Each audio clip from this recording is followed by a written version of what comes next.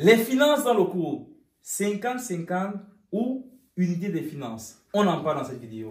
Hello la famille, bienvenue sur notre page. Nous sommes très contents de vous avoir ici. Si tu passes nouvellement par ici, abonne-toi, active la cloche de notification pour ne rien manquer. Bon, si tu nous suis depuis un moment sur toutes nos plateformes Facebook et TikTok, tu sauras que nous parlons beaucoup des finances et surtout l'unité des finances dans un couple. Nous avons reçu beaucoup de questions en inbox. L'unité des finances ou le 50-50, c'est quoi la différence? Bref, ici on en parle. On a un couple qui gagne pour les deux. L'homme 3 000 €, la femme 3 000 € également. Ils ont 2 enfants. On va essayer de parler de ce couple en 50-50 et en unité des finances. Ah, excusez-moi, je ne me suis pas présentée. Moi, c'est Alexandra. Et voici un homme qui a passé toute sa vie à courir derrière moi. Il venait chaque jour chez nous, plus l'un de mes parents, pour les supplier de m'épouser. Pour les supplier, je me suis dit, oh là là, voir un jeune frère qui fait autant d'efforts, pourquoi ne pas lui donner autant d'amour? Et j'ai accepté. Donc, c'est un peu ça. Bonsoir à tous. Merci d'être connectés. Moi, c'est Steve. Et ce soir, avec Madame Tchomba. Je vous raconte l'histoire. Madame Tchomba avait écrit une lettre de motivation. Timbrez, s'il vous plaît. Si je vous montre cette lettre de motivation. Vous pouvez me supplier. Épouse-moi, s'il te plaît. Épouse-moi. J'ai fini par accepter. Depuis lors, elle est mon épouse. Bon. Soyez les bienvenus, installez-vous, vous sentez-vous à l'aise. On va parler des finances. Bon, monsieur Tchomba, je te laisse le soin. Super. Là, on évalue ces deux couples. On a l'homme et la femme, chacun touche 3 000 € net. Et on va prendre ce couple. S'il fonctionnait en 50-50. Et de l'autre côté, s'il fonctionne en unité des finances. On commence par les 50-50. Oui. On suppose que c'est un couple qui gagne bien sa vie et ne se prive pas tellement. Donc on va aller dans la maison. Maison, on essaie un peu d'évaluer les charges ensemble. Madame Tchomba, ici on dit maison. On peut dire tout inclus 1 200 €. Oui. L'électricité. Tout dedans, tout ce qui comporte la maison. Tout à fait. Internet et tout ce que vous voulez, 1 200 €. Non, en 50-50, monsieur Tchomba, c'est 600 € fois 2. Oui, tu as raison. C'est pas 1 200 €. Oui, en 50-50, ils m'ont dit 600 € fois 2. 600 € fois 2, tout à fait. Voilà. Tout à fait. Chacun va donner ses 600 €. Nutrition. Oh, on peut partir sur, bon, disons même 600 € aussi, ils ne se privent pas, disons 600 € par mois. Donc ça fait 300 € par personne fois 2, voilà. Tout à fait. Les enfants, supposons que l'école des enfants est... Disons même 250 € par enfant. Tout à fait. Donc chacun va payer 250 € quoi. 250 € par enfant. Donc ça fait, chacun donne 250 €. Ils sont en 50-50, 50-50. Chacun donne 50-50. La moitié de ce qui existe. Oui. Transport, là ça ne concerne pas. Ça ne concerne pas l'autre, ça ne concerne ni l'un ni l'autre. On laisse vide parce que chacun gère son transport. Gère son transport. Argent de poche, on revient. Famille, dans 50-50, très souvent également, chacun gère sa famille avec son argent et ça ne concerne pas l'autre. Loisirs. Ils vont encore se retrouver, ils vont sauter là, ils vont encore se retrouver au niveau des loisirs. On va sous-entendre aussi que de temps en temps, ils se mettent ensemble pour aller au resto et ainsi de suite. Donc, ils vont budgétiser un montant pour les loisirs. Disons combien? Disons même 100 €, 100 € fois 2. 100 € fois 2. Donc, disons 200 €. 200 € par mois, donc 100 € fois 2. 100 € fois 2. Tout à fait. Bon, là, en épargne, étant donné qu'ils ne gèrent pas l'argent ensemble, ils ne veulent surtout pas gérer l'argent ensemble, ils vont se dire que bon, mettons la même argent de côté. Ensemble. Et très souvent, parce qu'ils sont en 50-50 et que chacun soit sur l'argent seul, l'épargne n'est pas souvent costaud. Donc, du coup, ils vont mettre peut-être, disons, ils vont mettre 500 € d'épargne ensemble. Donc, ça va revenir à 250 € par personne. 250 € par personne. Donc, ça sera ça les épargnes par mois, 500 €. Et bon, maintenant, ça fait combien, Madame Tchomba? Bon, au total, je vais essayer de budgétiser une personne seule, quoi. Tout à fait. Ça va faire des charges de 1 500 € par personne. 1 500 € par personne. Ça veut dire que si un salaire de 3 000 €, il reste à chacun 1 500 € qu'on va venir mettre ici en argent de poche. Donc ça va faire 1 500 € fois 2. Vous voyez que dans un couple qui gagne, là, ils vont revenir sur 1 500 € fois 2. Et l'autre va toujours vouloir montrer à l'autre que de mes 1 500 €, je gère mon transport, je gère mon argent de poche, je gère mes loisirs personnels, et ainsi de suite. Je gère ma famille. Et va toujours vouloir faire croire que je n'en ai pas assez, donc du coup, ne me regarde pas beaucoup. Et ils vont seulement se focaliser sur les 250 € d'épargne qu'ils ont aussi chacun. Donc, il va faire un total d'épargne par an de combien, Madame Tchomba? Un total d'épargne par an de 6 000 €. 6 000 €. Cette famille aura 6 000 € d'épargne. 6 000 € d'épargne. Parce qu'ils font 250 € fois 2, donc 500 € par mois. Fois 12 mois, 6 000 €. 6 000 €. Donc, ils sont à 6 000 € d'épargne par an, cette famille-ci. Et voici comment ils ont 1 500 € d'argent de poche. Et très souvent, parce que des 1 500 € l'autre ne sait pas comment tu gères tes 1 500 €. Du coup, tu gères sans contrôle. Tu achètes ce que tu veux. Quand on t'appelle pour importe la chose, tu gères. Mais dans cette façon de gérer, il y a beaucoup de blessures dont on n'en parle pas. Parce que là, quand il y a un problème dans ma famille, je suis obligé de gérer, vu que j'ai mon argent de poche, je suis obligé de gérer. Mais j'ai toujours cette blessure qui est à l'intérieur de moi qui me dit, ah, tu ne gères pas ma famille, les problèmes de ma famille sont les miens, ainsi de suite. Et parfois, il y a des problèmes graves, parfois il y a des soucis graves dans ma famille, et je me sens toujours obligé de gérer tout seul. Et l'autre se dit toujours que tu as l'argent dont tu peux gérer, on est toujours en train de se cacher. Et dans cette façon de gérer également, on veut toujours se sécuriser personnellement. Donc, de mes 1500 € que j'ai ici, je vais me dire, attention, quand je vais passer 2-3 mois, je vais me rendre compte que je n'ai rien de côté personnel. Je vais commencer à me dire, attends, il faut que je commence à envoyer peut-être chaque mois 500 € à mes parents pour qu'ils commencent à me sécuriser pour moi un terrain. Et je ne veux pas en parler à mon épouse. Et elle aussi, dans sa famille, elle va faire autant. Elle va commencer à envoyer de l'argent à sa famille pour qu'on commence à sécuriser des biens pour elle, sans m'en parler. Ça commence à créer des cassures. Vous imaginez des années plus tard, quand je vais me rendre compte de ces investissements personnels et vice-versa, ça va nous créer toujours beaucoup de blessures. Et parce qu'on ne sait pas gérer l'argent ensemble, on se dit des 6 000 € qu'on met de côté par an. On va toujours avoir beaucoup de problèmes là-dessus parce qu'on se dit, attention, qu'est-ce qu'on fait de ça?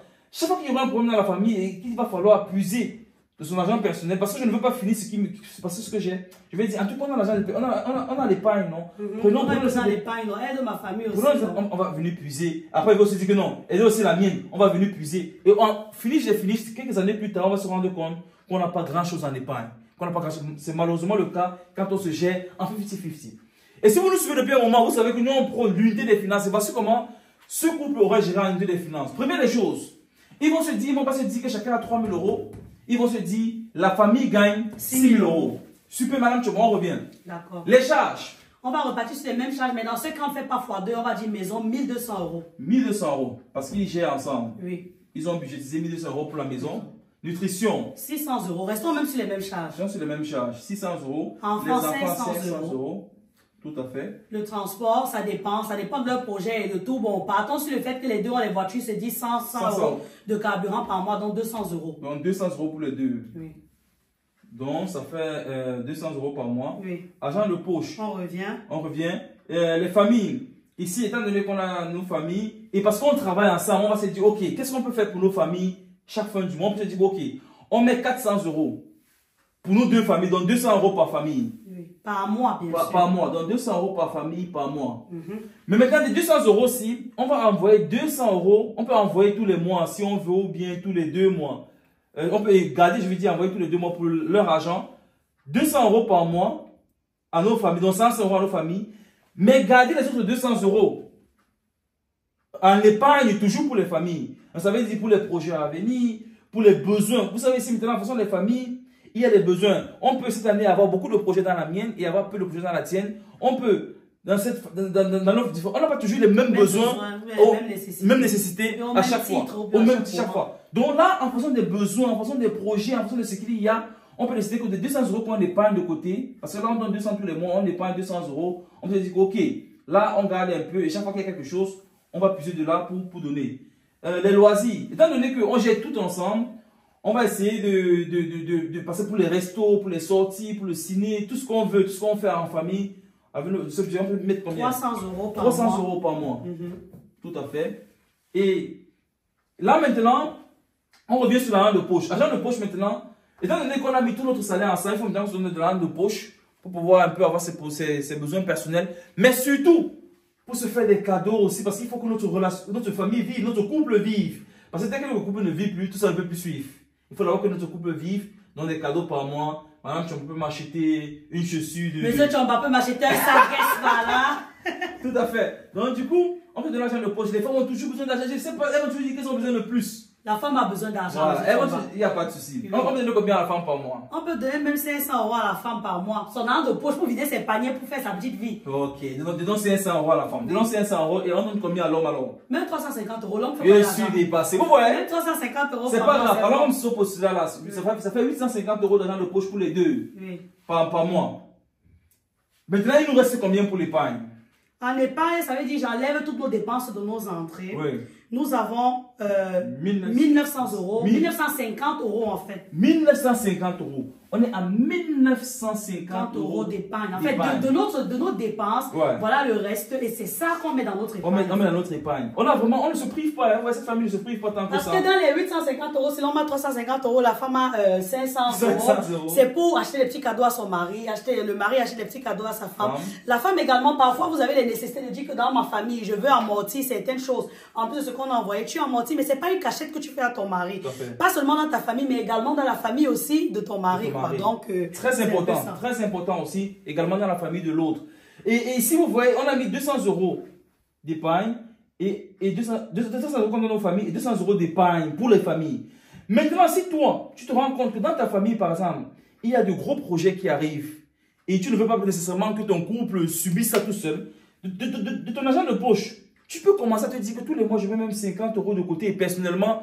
Pour qu'au moment où on va devoir attribuer un budget à ma famille, si ça ne suffit pas, je vais puiser de mon argent personnel également, que j'ai essayé un peu d'épargner, je complète. Bien sûr, s'il y a les cas de force majeure, on peut bien sûr se voir comment on peut prendre un tout petit peu dans notre épargne. Mais vous verrez que si vous faites ça, vous aurez très moins besoin d'aller puiser dans votre épargne. Donc du coup, ça va faire que cette famille, cette façon de gérer, ils vont se retrouver avec combien à la fin du mois? Ils vont se retrouver à la fin d'année en ayant 1950 euros d'épargne par mois. Ils auront 23 400 euros d'épargne par an. 23 400 euros.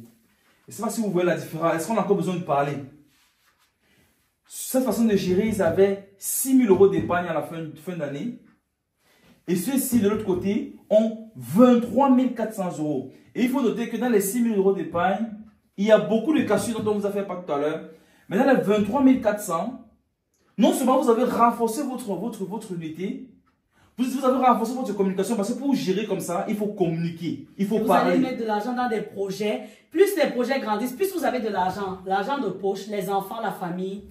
Oh man, tout à fait. Parce que si vous avez 23 000 euros, vous allez forcément faire de bons investissements, entreprendre. Du coup, ça va faire des 3 000 euros à la fin du mois, de vos investissements, peut-être vous aurez d'autres sources de revenus. Et c'est comme ça que votre argent de poche va augmenter, l'argent des enfants va augmenter, mais surtout l'argent des familles. Parce que très souvent, on veut cacher, parce qu'on se dit qu'on veut prendre soin de sa famille. Mais quand on est ensemble et quand ça commence à profiter à tout le monde, notre famille nucléaire en bénéficie, mais surtout aussi notre grande famille en bénéficie. Parce que là, l'argent va aussi augmenter, ils seront beaucoup plus à l'aise. Et plus ça va entrer, on pourra davantage donner. Donc, vous voyez que l'unité des finances est une solution évidente. Mais surtout, l'unité des finances, ce n'est pas le 50-50. Et quelque chose à préciser ici, c'est que l'autre peut perdre son boulot et ce n'est pas un problème. Mais une femme peut tomber enceinte. Si la femme tombe, par exemple, enceinte, et très souvent, dans plein de pays, elle reçoit une partie de son salaire. Parfois, c'est 50%. Supposons même qu'elle a 50%. La famille va juste savoir là que, attention, là, on n'est plus à 6 000 euros, mais 4 500. Mais ils vont forcément réorienter leur argent. Mais personne ne va souffrir. Là, on peut décider d'être l'argent de poche. Personne ne va souffrir, que ce soit psychologiquement, physiquement, ou bien avec les paroles. Tout à fait. Personne ne va souffrir parce que nous sommes une famille. Par contre, dans le 50-50, tu vas faire comment pour donner tes 600 euros? Tu vas faire comment pour donner tes 300 euros? En fait, tu vas devenir un peu comme si tu ne servais à rien. C'est vrai. Alors que tu es en train de donner la vie. En voulant ton mari parce que tu es enceinte et vice-versa, il va se dire que mais tu es enceinte, tu reçois quand même quelque chose. Tellement de problèmes. Alors que quand vous êtes unis, même si ce n'est pas la grossesse, même si quelqu'un perd son boulot, vous gérez, vous avez ensemble, vous gérez, personne ne ressent le fardeau sur lui tout seul, mais la famille gère ensemble et on trouve des solutions pour l'avenir. Merci d'avoir suivi la vidéo jusqu'ici. Jusqu'ici, ça veut dire que, et si vous intéresse vraiment, merci d'avoir suivi la vidéo jusqu'ici. N'oubliez pas, s'il vous plaît, de partager à d'autres personnes qui seront bien sûr également intéressées et abonnez-vous. Abonnez-vous. À la prochaine. Ciao, ciao.